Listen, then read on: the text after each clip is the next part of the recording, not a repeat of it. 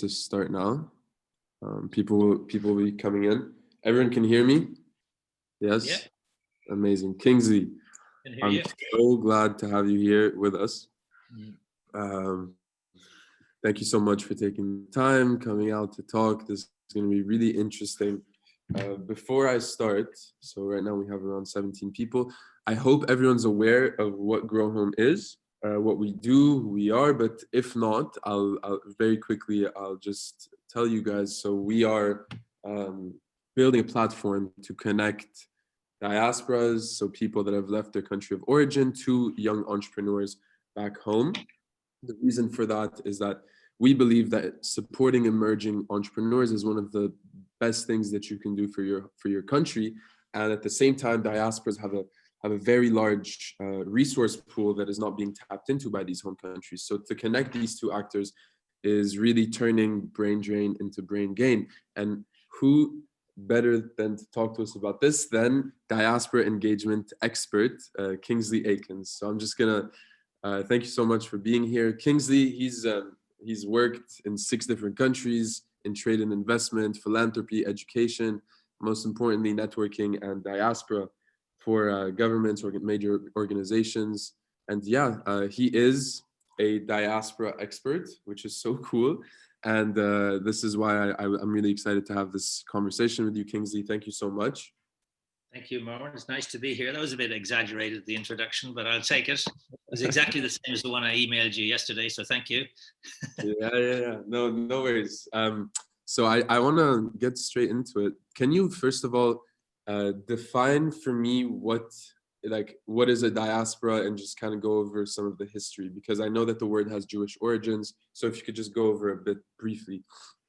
Yeah, well, actually, the word, it's 2 Greek words. If you really go back, dia meaning over and spiro meaning scattering. And you're right, was first used with reference to the exile of the Jews from Babylon in the 5th century BC.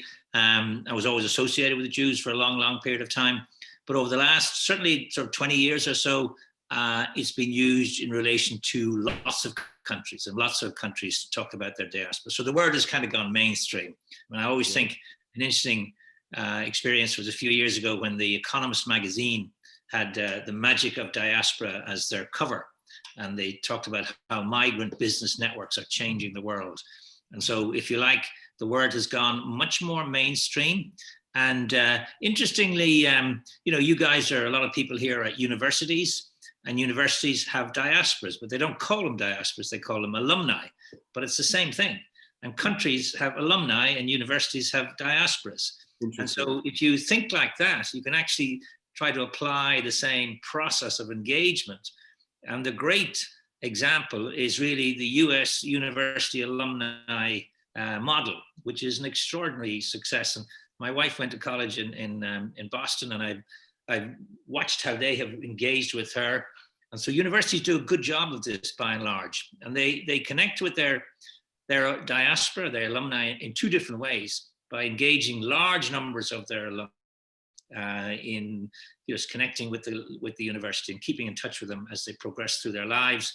But then they also take out their rifle and they spot individual members of the alumni who could do, really substantial things financially, philanthropically for the university. And in some ways, that's the same model we can apply to diasporas. Okay, amazing. So tell us, I think it's important to have a conversation about the now. So right now, 2020, COVID, the world has kind of, it's changed. It's very easy to get in touch with people across the world now. Why is it so important to engage diasporas, and for who? Who are the beneficiaries from engaging diasporas? What is the role of diasporas? Yeah. Well, big question, and I can do about 3 hours on this if you like, but I'll give you kind of a shortened version. Firstly, the sheer size of diasporas. Think of this statistic. In the year 1990, there was 150 million people living outside the country they were born in. Now that number is 280 million. So just the sheer volume and size of people living outside the country they were born in is massive. Then when you take their children, you're talking about an enormous number of people. Then the other reason you touched on is technology and communications are changing everything. connectivity is instantaneous. You can now be here and there. You can be in one place, but very engaged back in another place. People live transnational lives. They're engaged. In the old days, when you think about it, Marwan, when somebody emigrated, they were gone forever. My great-grandmother had 3 children who went to Australia, and she never saw them again. And that was what it was. And in those days, or even until quite recently, your geography dictated your identity. In other words, if you lived in Southern California, that's who you were. But now we say geography is history. You can live in Southern California, be totally committed to Southern California, but very engaged with Poland, or Scotland, or Greece, or Palestine. So that's what's different. And that's the dynamic now that we're living in the year 2020, which is I think it's very, very exciting. The old days, absence equaled exile. You were gone forever. Now we live in a world where it's more important what you do than where you are. That's another interesting dynamic. I mean, I have got some guys helping with our website, and one of them's in Lithuania, the other one's in South Africa. It doesn't matter. I'm in constant instantaneous touch, just as we are right now with people from all sorts of different origins. So that, I think, is interesting. It's just a really dynamic thing. I think there is also, and why diasporas matter, is that there's a difference between the state and the nation. If you like, the state is kind of lines on a map, but the nation is a global notion. And that's a very empowering concept. When you think that, and I think the country that have done a really good job on this is actually India. India have created a sense of global Indianness with the success of the Indian diaspora around the world.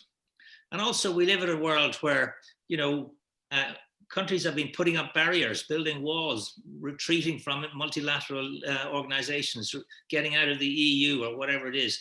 So countries, and particularly small countries, they need their friends around the world. They need their connections. They need their contacts. They need their networks. And that becomes, then diasporas become a very important role in all of that. So I think, I think the expression that Zara was using earlier, the difference between brain drain to brain gain, or you were saying, and brain exchange, that's an interesting phenomenon. The world is now very interconnected, interdependent. And so you can be living in one place, working in another place, vacationing in a third place. That's the world we live in. And so diasporas then assume a much greater importance than ever before. And they can help with what we call nation branding. They can help with creating a view, a vision, an image of a country. And they also represent what we call soft power. And that was a concept actually came out of Boston, came out of Harvard, Professor Joseph Nye. He wrote a book called Soft Power. And what he said is, this soft power is about how countries achieve their aims through attraction rather than coercion. In other words, not through violent means or aggressive, but more making themselves an attractive place. And that's a relatively new concept. Sorry? That's a relatively new concept, Relatively new concept. The attractiveness of a culture, attractiveness of a place gives it a great deal of sort of, if you like, helps that kind of nation brand thing I talked about earlier. I mean, I live in Ireland. We're a small country. We have never invaded anybody. We're not a military power, but we have an interesting, we call it an Irish empire, not built by military might or force of arms, but just the fact that so many people emigrated and are all around the world. And at one level, that's the bad news. But then the good news is we have a diaspora of about 30 million people all around the world.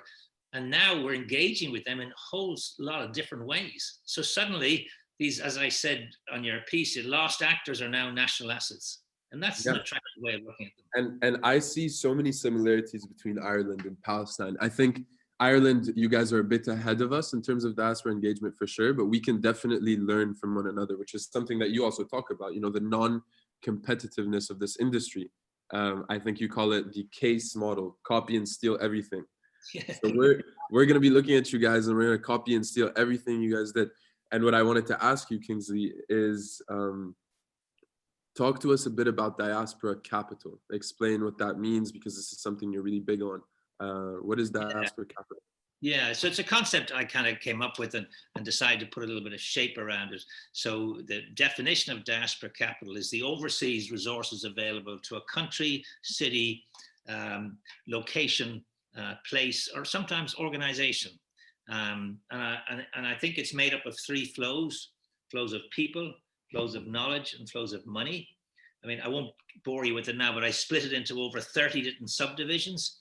So, I mean, I think that countries have diaspora capital, which can be reflected in remittances, money moving backward to a country. It can be reflected in tourism, education, can be reflected in sports. You know, if you think about it, you know, Barcelona soccer team have a diaspora. You know, Manchester United and Liverpool have diasporas. The Boston Red Sox, the Toronto Blue Jays have diasporas. And that's the interesting thing. It's about global networks of people affiliating in some way with these particular entities.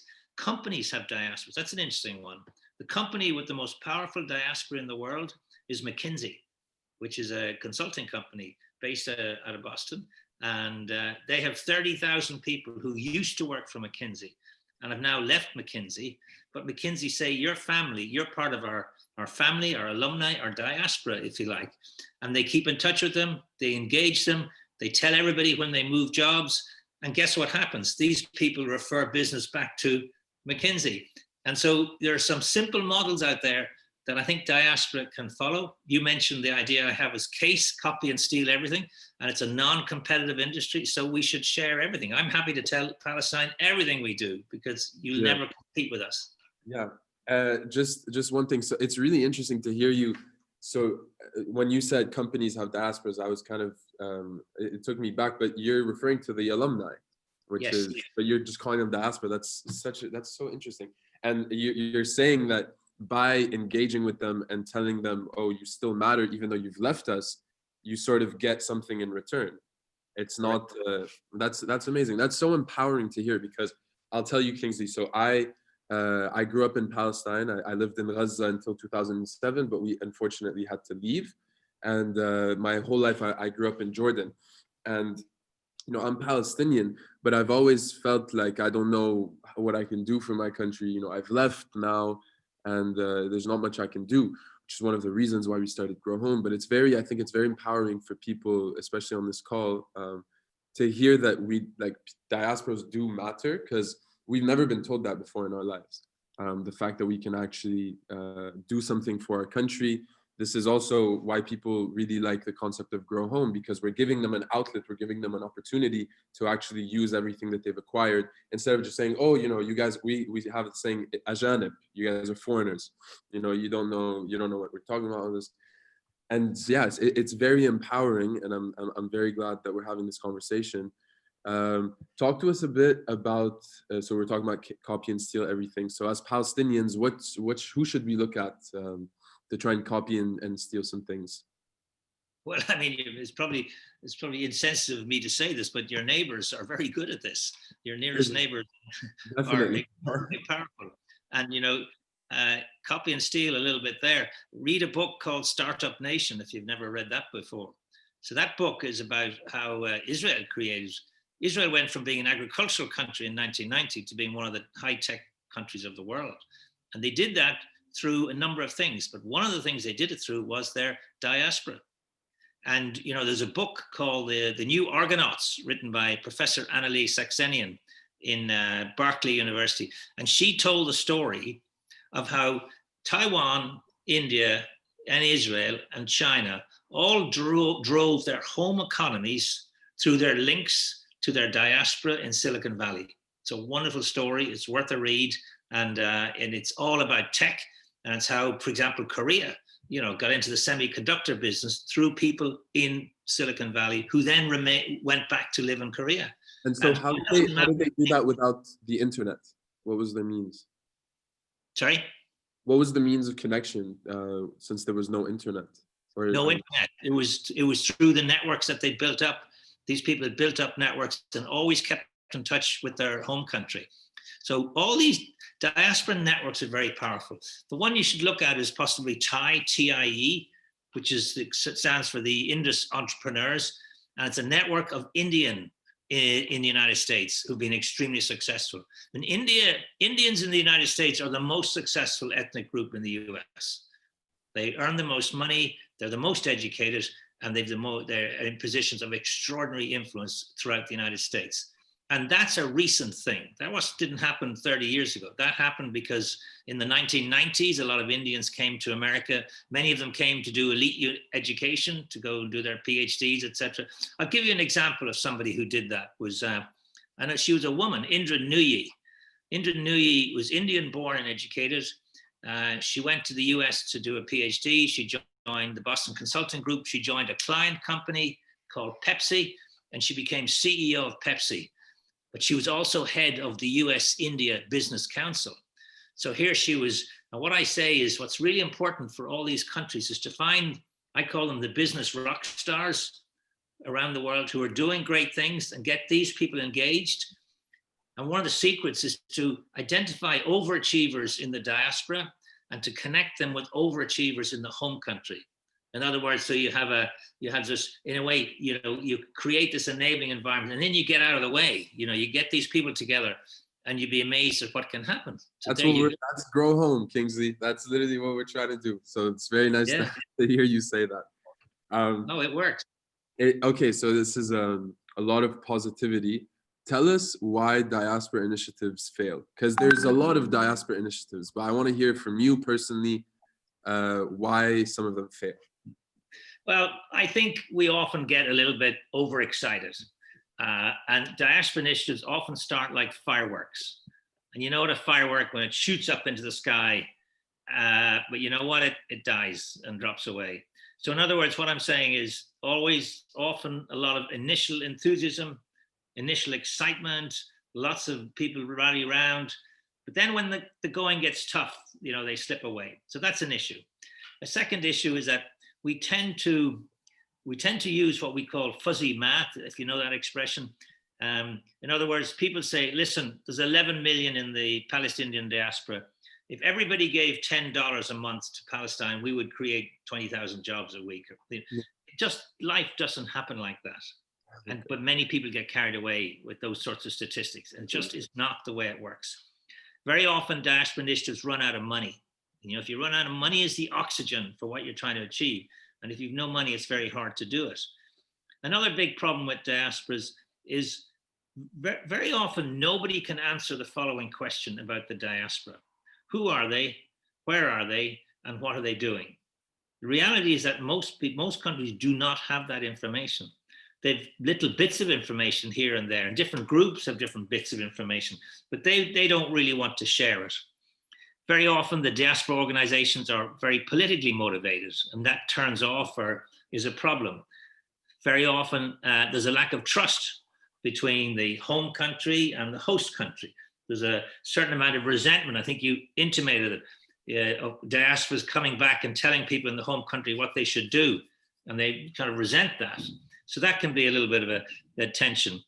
Very often, nobody makes what I call asks and tasks. You have to ask people for particular tasks. So there's got to be a process behind this. And there is a way of doing this stuff. I mean, I ran a diaspora organization for Ireland for 21 years and in the US, and then we spread around the world.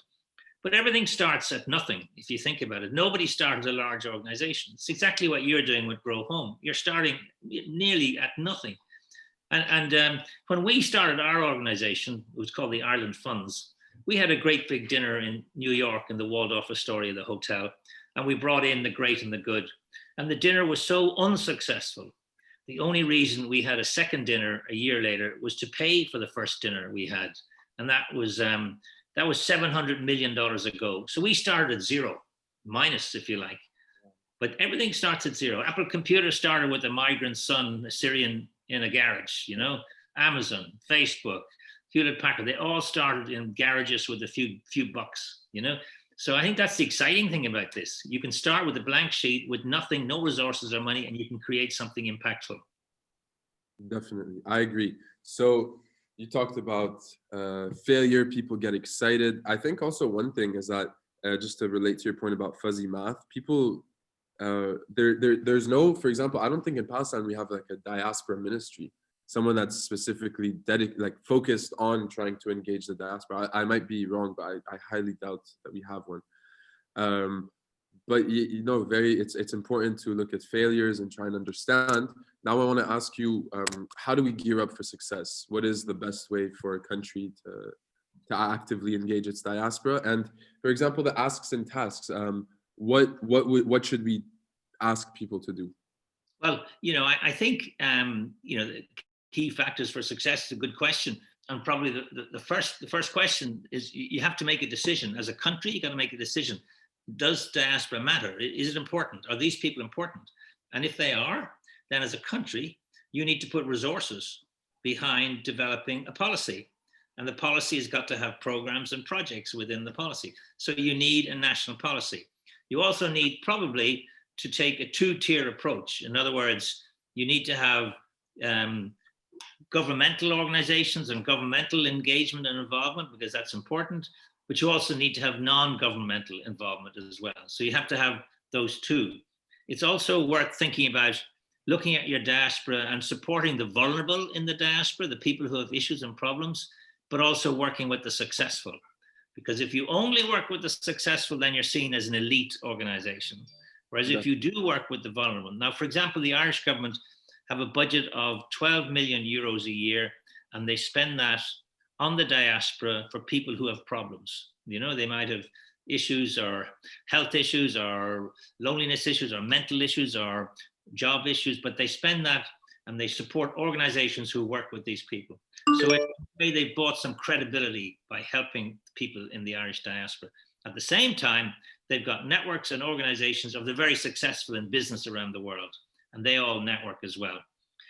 I wouldn't underestimate the importance of self-interest. People need to know what's the benefit for me to be involved with doing something like this. And very often it's about meeting people and meeting influential people. Yeah, let me just pause you on that. So you were talking about helping the vulnerable. I'm thinking about Palestine. My mind just goes back to Palestine. We have a very large network of very successful diasporas, but unfortunately, we also have a huge network of refugees, very disenfranchised refugees in Lebanon, in Syria. How do we engage the refugees, and what do we ask of them?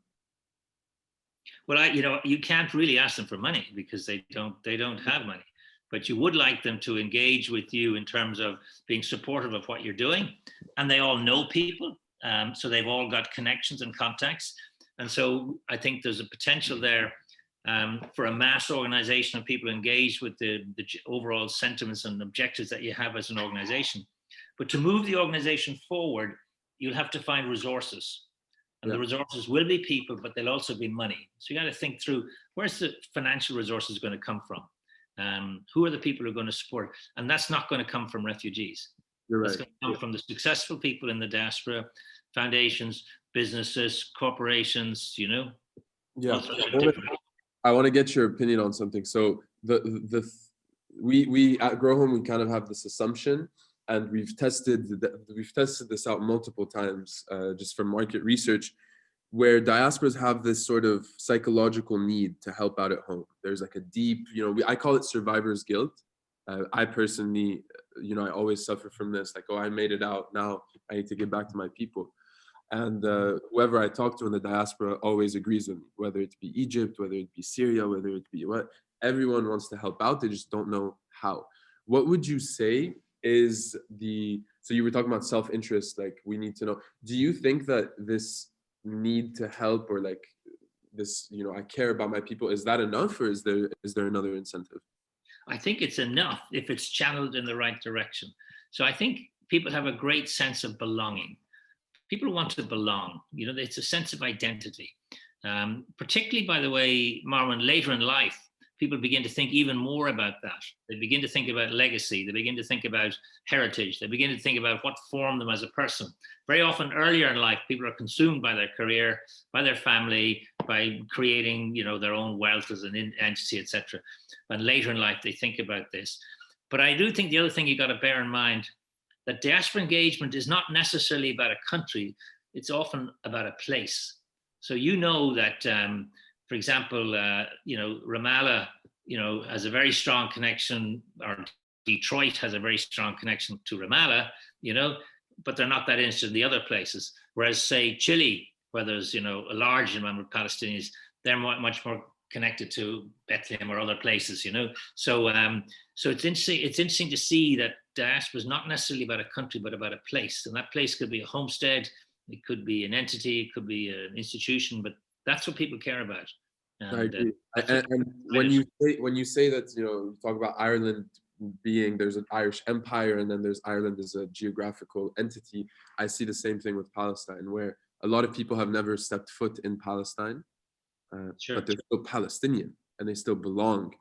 But I think, unfortunately, they've never been reached out to. They've never felt like, and this is why I love, lost actors to national assets. It's very empowering to hear from someone like yourself that we do matter and that we can make a change. So I thank you for that. I wanted to ask about what do you think, let's say in 10 years, how can we push technology even further in terms of diaspora engagement? Well, I think technology is the big game changer. I think technology now is the opportunity to be able to identify, engage with, and get people to participate. And we've never had that before. So I think that there's the opportunity. Even as such a simple thing as remittances. So remittances last year were about 650 billion US dollars, not to Palestine, but in total. But actually, that's what went through the banking system. If you include the money that didn't go through the banking system, it's probably $1 trillion a year. So $1 trillion a year is going back to countries from where their diaspora people are living. It's an extraordinary shift of money. It's the biggest shifts of money in the world. It's 3 times bigger than official development aid, is remittances. And that shows you. Now, technology, because it's quite expensive to send money back to a home country, but technology is beginning to eat away at that, and through digital transfers, reduce the cost of remitting money, which will add billions more to that total. In fact, probably the most sophisticated money transfer system in the world is in Kenya, called M-Pesa. It's more sophisticated than anything in the United States, for example. Who would ever have thought that Kenya could have an incredibly sophisticated system? In many ways, they went from a Stone Age system to a cutting edge system, like in one big jump. And that's what can happen in Africa and the Middle East. I think people can make big leaps because of the application of technology. Amazing. They don't have to go through a lot of the old iterations. They can go directly. I agree. And that's something that we're trying to enable on GrowHome. The sending of money. In America, we have this thing called Venmo, and it's incredible. You take your phone, let's say you're at dinner and you want to split the bill with your friend. In 2 seconds, I can send $50 to my friend just from my phone. And I always think, we need an international Venmo. We need to be able to send $50. For me, I need to be able to send it to Gaza in like 2 seconds. And their fee is tiny. It's almost negligible. Yeah. But I think that technology it's definitely on our side. So 100% that the remittances. What about, I don't want to get too abstract, but what about VR? Like virtual reality? Do you think that has a role to play in the future? Because the way I see it, I always think about VR tourism. I think about, you put on your Google glasses and you can be in a cafe in Ramallah, and you'll be able, and then if they can figure out smell or they can figure out sound, that would just be incredible, I feel. Yeah, all those things will come, and I think they'll be they'll be enabling for lots of things. But at the end of the day, this is all about connectivity. It's about people to people. It's a mano, face to face, heart to heart, pocket to pocket relationships. And they're built, painstakingly. I'm not sure that technology will ever replace that. And certainly in terms of getting people very engaged, they need to like and trust you and your colleagues and what you do. And that won't come through VR. That'll come through you spending time breaking bread, drinking with these people so that they trust you. I agree. I think we're breaking I think the barriers are being broken for what it means to be Palestinian, what it means to, it's wild to think about. I want to talk about the importance of this generation. So I'm 20 years old. What would you tell me in terms of what do I need to do? What do we need to do as a generation? What's our role? Well, I think the single most important thing is to do what you're doing, and that means that you become an apologist, a disciple, an influencer. You spread your virus, if I dare I use such an expression. If you can spread your virus, right across your peer group, etc., then I think this will be like one of the great benign Ponzi schemes of all time, if you can get it going. And I think that we need, old dogs like me to been at this for 30 or 40 years, we need to move over or move on and just be the wise old dog up on the top of the hill looking down. But we need the energy, enthusiasm of young people to grasp this opportunity and to see, you don't have to go home and go back and live in Palestine. In fact, the really smart thing is to encourage your people to stay out of Palestine, but to be really successful and to use the fruits of their success to increase the situation back in Palestine, rather than go back to Palestine and not be successful. So, it's not about getting people to move back, but it is about identifying them and engaging them and getting to participate. But to bring all that next generation technology that young people now they're so facile with this stuff. I've got young kids here and they're so far ahead of me in so many ways. And I just admire them, and I want to move over and let them take over. So I think, just like Steve Jobs was 21 when he started Apple, he was 21. You've got a year to go, Mara, then you're stuck. So, Steve Wozniak was 27. These guys had a dream, they had a vision, they had energy, enthusiasm, had great ability. And also they were rebels, they wanted to break the system. They wanted to change things and do things differently. So my advice would be, break things fast. I was 19 when I started GrowHome, when we started GrowHome. So I mean, thank you. That's very nice of you to say. I think, honestly, I have one more question, and then I kind of want to open it up to questions. I'm sure that there's a lot of people that want to talk to you, but who has do you think that Palestine, we have a lot of potential? Who would you put us? Because there's India, China, and then Israel that are like successful. Like these are the case studies, the models. But who's on the come up? Yeah, so I think I'm actually doing a bit of work with Scotland, New Zealand, those sorts of countries. But I think Morocco is quite interesting. Tunisia is interesting. I think the Balkan countries are interesting. Croatia, Serbia, Albania, Kosovo. There's a whole group of Kosovans in the United States. I'm going to do a webinar with them next week. So I think everybody's watching everybody else and seeing what they're doing and saying, look, why can't we do this? It's very possible for us to do that. So I think that it's wide open, and I think everybody can learn from each other. One of the things that does not happen, and I'm always disappointed, is that we don't have an international conference or forum or exhibition or trade fair, whatever it is, to bring all of us together, because we have so much to learn from each other. And as I said earlier, as you said as well, it's non-competitive. So we should share everything and figure out the best ideas, the best initiatives.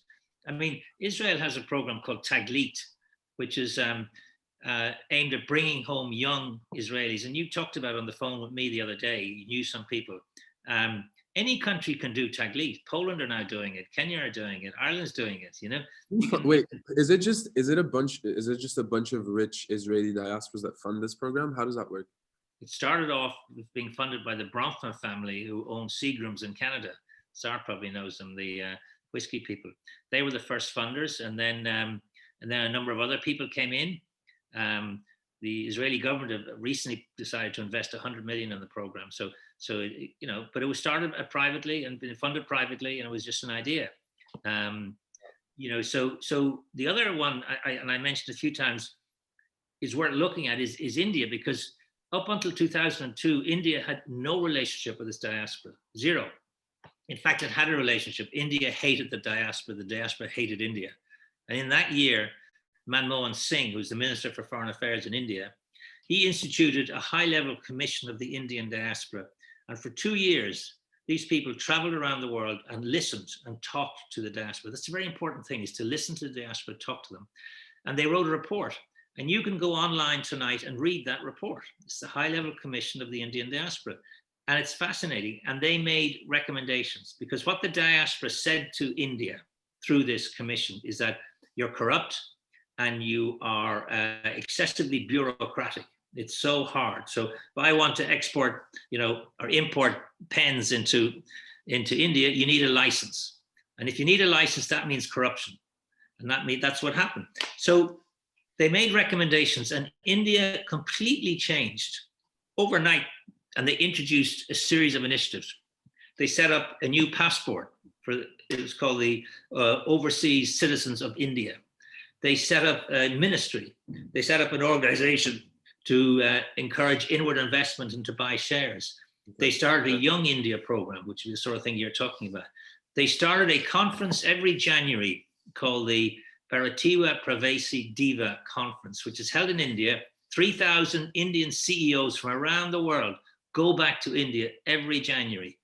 So through all of these things, they changed the way the world thinks of India. Okay, that's amazing. So fascinating. So I see there's someone with their hands up. I want to bring up one last point, and this is related to Palestine. There's kind of an elephant in the room. We talk about diaspora engagement and this, but at the same time, Palestine is not a normal situation. We do live under occupation. There is a system of governance which treats us as second-class citizens. And I was wondering, so the PLO, Palestinian Liberation Organization, they were exiled from Palestine. They were in Tunisia, they were in Lebanon, and they were diaspora. And at one point in the 90s, they came back. And a lot of people saw them as elitist. And you guys don't represent us. You were outside. But you are the diaspora. For Palestinians, I think that a lot of them see, or Palestinians living inside, I think a lot of them, there's resentment in terms of you, as you were saying in the beginning, you think you know what's best for me, but you are elitist. I wanted to ask you, is there a role for diaspora to play in terms of liberation? Because that's how do we have a role to play to end the occupation, to bring about change, or is it purely in terms of philanthropy, economics? What is our role? Well, I think if you go down the political route, then you become a different type of organization. And that's the reason you exist.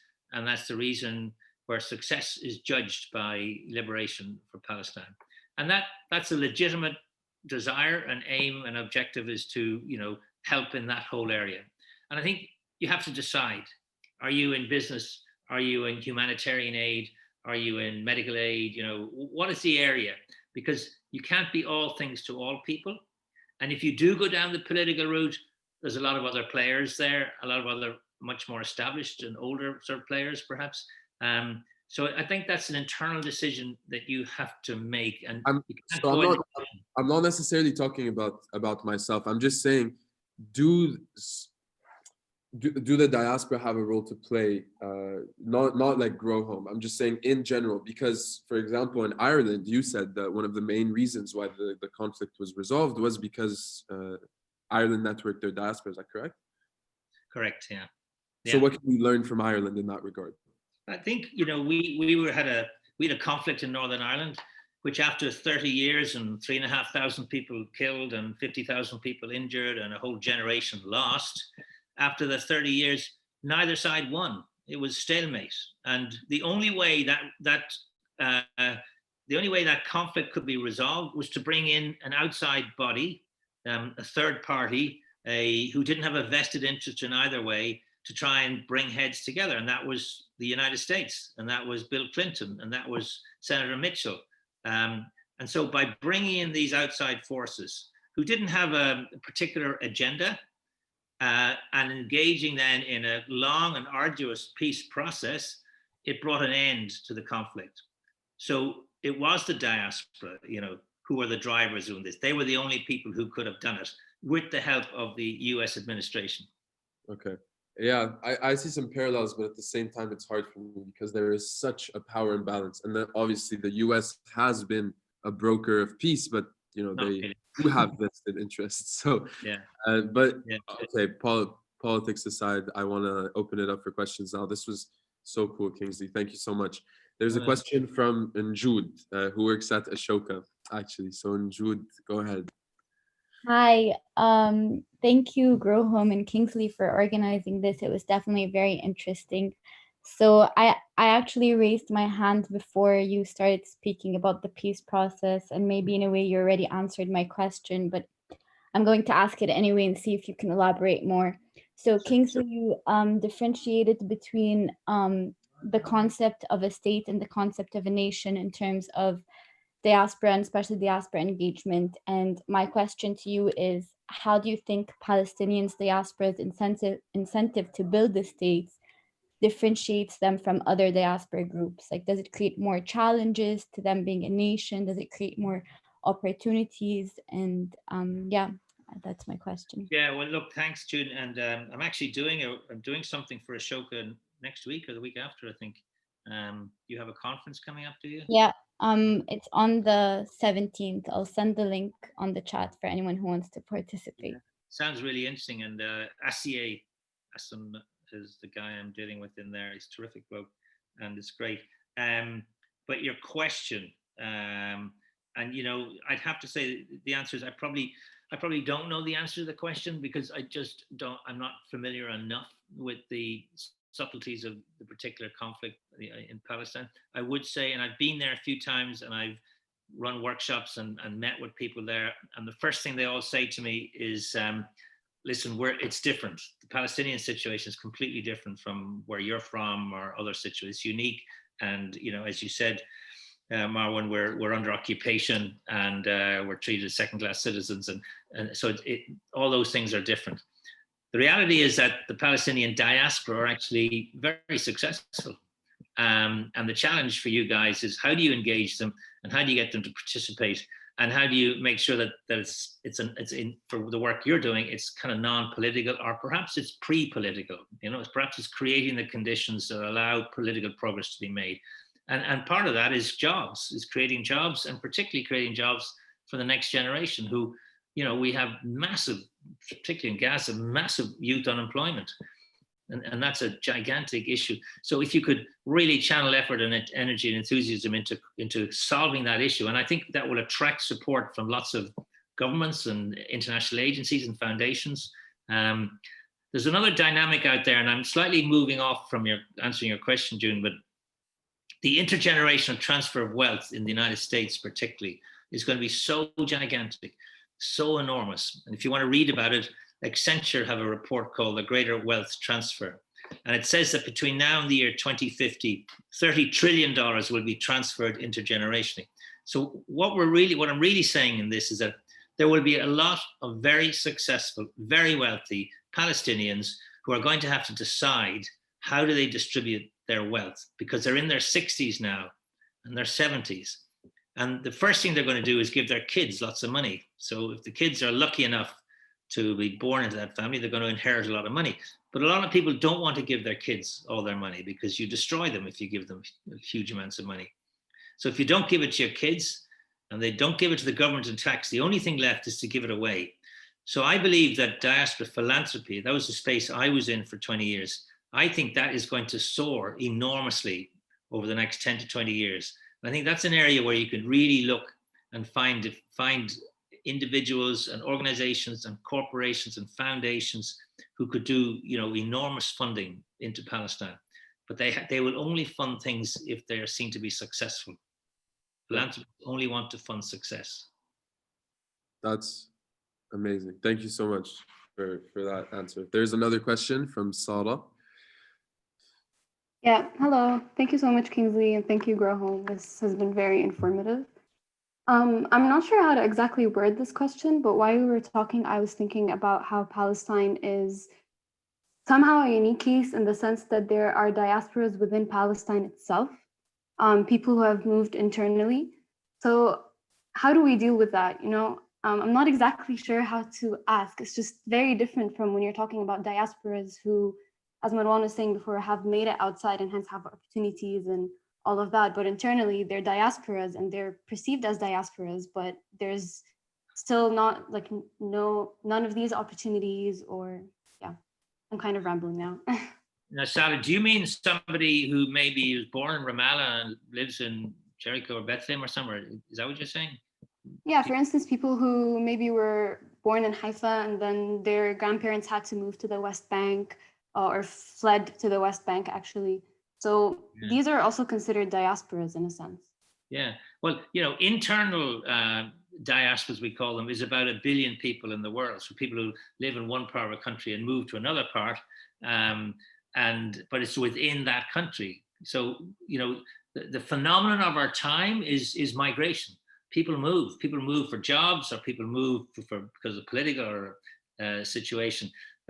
So when I said earlier that people have a strong sense of belonging and to a sense of place. So you'll find that if their grandparents are still there, or they were removed or whatever, people still have a strong sense of identity to that particular place. And you have to accept that. I mean, the thing about diasporas is you can't force them to do certain things. This isn't like a tax.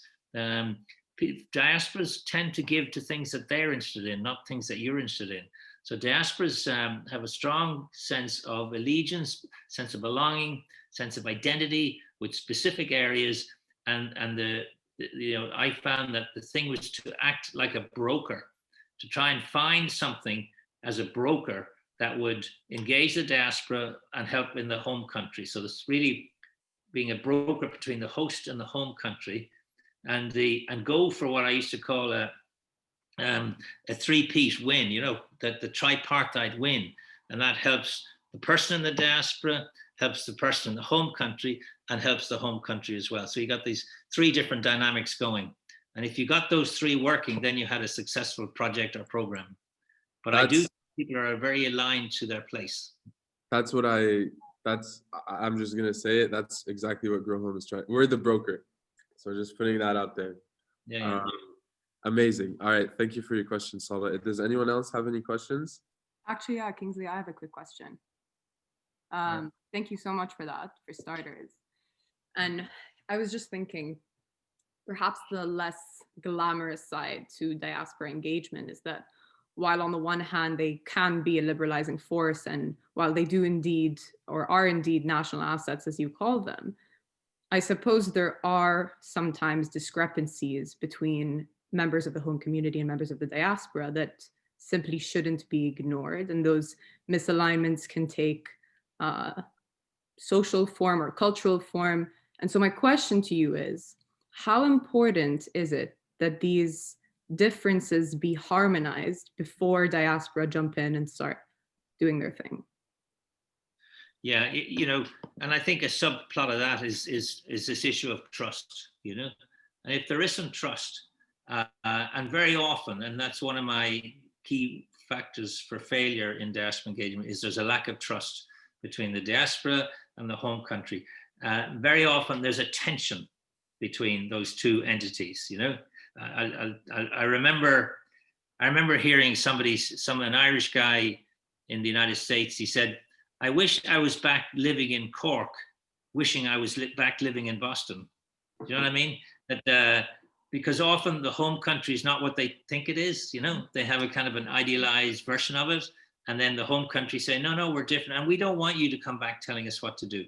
So, what am I saying in this? I mean, I think there is a misalignment. There can be a misalignment, and the challenge then is to get everybody on the same page. And that involves a lot of listening, that's what the Indians did. They really listened to their diaspora, and people were frank and brutal and open and honest, and very often when and you guys could do this, you could speak to 400 or 500 people if you had the time and the opportunities and really get from them what they're really thinking, and out of that's a very, therapeutic kind of cleansing process to do, because very often the diaspora think the only time the home country is going to talk to me is when they want money. That's what they think very often. And so if you can get away from that and say, no, we want to engage you collectively in something, but it has to have your footprints on it. It has to reflect what you think and you believe. And it also has to, that's the role that you were saying there, Marwan, about being the broker. And that's the skill in this, is to be an alert, informed broker between those two somewhat tense relationships that are going on between the two different sides. Does that make sense? That makes complete sense.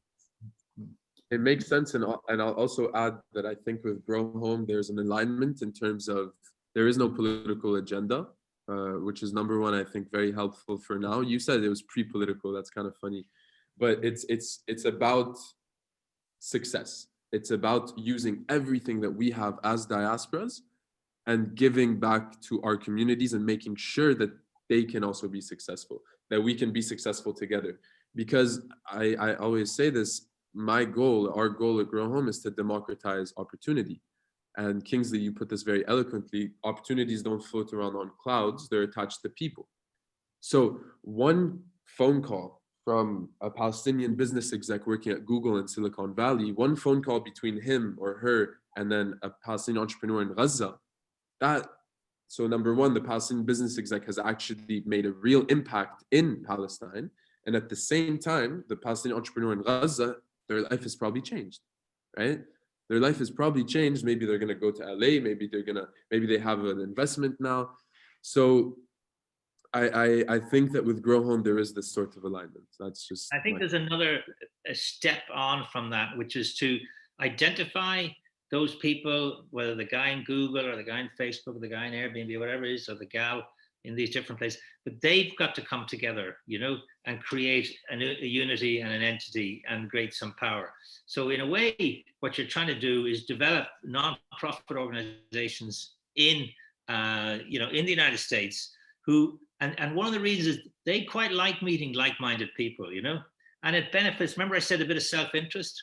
It's good for them and their careers and their life, and they enjoy, So when I ran these events, which started at -0, by the time we'd finished, when we ran an event in New York, in one night we'd make $5 million, and we'd have 2,000 people, but all those people came. Goldman Sachs were there with Credit Suisse, with UBS. Why? For their own self-interest as well as to help us. So it was aligning those two things, self-interest and helping us. Bill Gates put it well the other day. He said the two great drivers in life are self-interest and helping others, which at one sense, they're contradictory, but actually he was putting the kind of two things together, which I thought was interesting. Yeah, we can definitely put those two things together. And it's the same thing with, for example, social entrepreneurship. A lot of people are like, oh, entrepreneurship, capitalism, but at the same time, if you can make a business and make a profit at the same time you help someone, that's literally the definition of self-interest and helping others. Like the triple win, Exactly. Thank you. Quickly hop on what you're saying, Kingsley. I think you said something very, very valuable. And it is that, how do we reframe our mindset as diaspora from this is an issue of diaspora and home community members and the rest of the world to we are members of the same team. We just happen to be on different parts of the globe, and we just need to realign. And I think that an important feature of GrowHome is that it is allowing each of those members the agency to decide what they need. Because as a diaspora member, you have full agency to decide which entrepreneurs you would want to engage with. And on part of the entrepreneur, you have full agency to decide what you need help with. Nothing is imposed on the other. And I think that, perhaps based on what you were saying, is a good compromise to creating that harmony. There's someone in the chat that was asking what the name of the Indian Diaspora report was that you mentioned earlier. It's the high-level commission of the Indian diaspora. I'll send that on the group. Thanks, Kingsley. You should be able to get it on Google. The other book I mentioned, which is a great read, is The New Argonauts by Annalise Saxenian. Or if you want to know the Israeli story, is Startup Nation is a good story as well. But to pick up on your point there, Zar, you want to get to a position where these people in your diaspora start saying is what we should do is this, not what you should do is this. So it is that kind of collective. And the only difference between you and these other people is just geography, you're the same people, same roots, same heritage, same objective, same sense. And so I think building this notion of a global family, who share the same sets of values, about what you want to achieve. And then underneath that kind of platform, you've got lots of interesting different initiatives happening. It could be in tech, it could be culture, it could be sport, it could be education, whatever it is. It may not necessarily be your organization, but you want a strong fabric of non-profit organizations who are, because one of the great questions that comes out about diaspora engagement from all countries is, what's the role of government? Is this the job of the government of Palestine to organize and run all these things? And the answer is generally, governments should be facilitators, not implementers. So governments should create the enabling conditions. They should be supportive, possibly even giving some funding, but they shouldn't really do it because they don't have the skills And in many cases, there are issues, trust issues with governments, etc. And people are not very willing to give information, particularly about themselves and their jobs and everything, because they feel it could be used for other purposes. So, and they're probably right, you know. So, so I think that's it's really creating this wonderful. I always say America, you know, we always used to think America was the melting pot. I think America is a mosaic, you know, and it's made up of lots of different kind of entities all over the place, and they all network with each other. And I think that if you can create a really powerful network of GrowHome supporters, affiliates, the next generation of people, the single most important thing you have to do is get some early wins. You've got to get some wins, because people are short and they don't have much patience. And unless you win and have something great that you can say, we've achieved this, it's incredible how success breeds on success breeds on success. Yeah, and just to add to your point earlier, I think as Palestinians, we do have a lot of, so we are a nation, and I think unfortunately shared trauma is kind of what binds us together. You know, exile, Edward Said, my favorite person in the world, he always talks about the exile and about how we kind of share this as Palestinians and Palestinian diaspora. And so there's already the foundations. So I agree with that. Thank you very much. And Armin, the great diasporas of the world are victim diasporas. Okay. You know, obviously the Jews in the Holocaust, the Armenians, Irish, and with a famine killed 1 million people in a year, 2 million in 5 years, you know, like left a scar. But victim diasporas are the most powerful. You don't hear much about the German diaspora or the English diaspora, because they were imperial powers, you know. But victim diasporas, of which you could claim to be a part, are very strong. Yeah, I agree.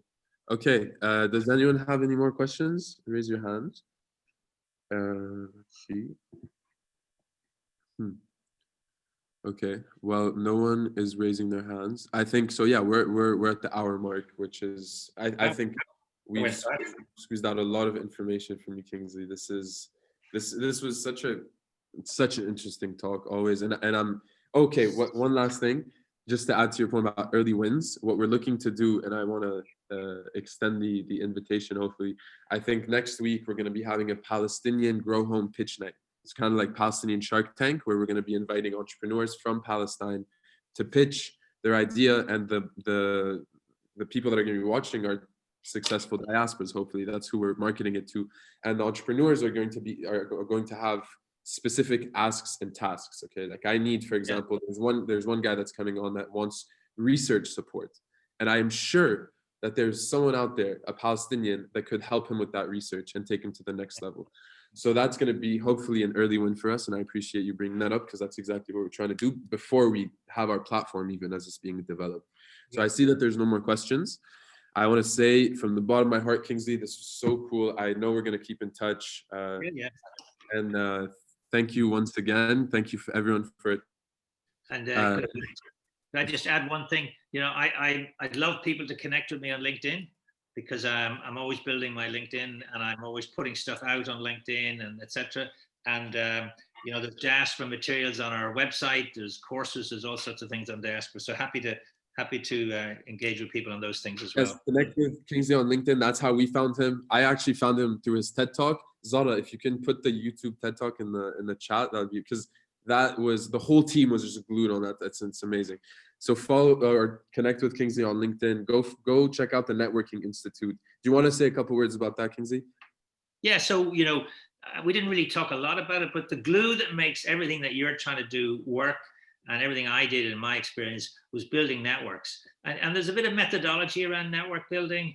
And, you know, the most powerful things in the world are networks. And if you get networks to, you know, be aligned, then you're onto something really great. And that's I do a lot of training and that stuff, and built a bit of IP around it. So I'm not going to flog it, but that's what I've been doing. Amazing. All right. Well, this was great. Thank you so much. We'll talk to you soon, Kingsley. For sure. All right, guys. All right. My dinner now. It's evening time. Thanks again. Thank you, Martin, for sharing all that. I believe you two work together. He's Martin, very valuable resources throughout the call. He's great. He's great. Thank you. All right, team. God bless.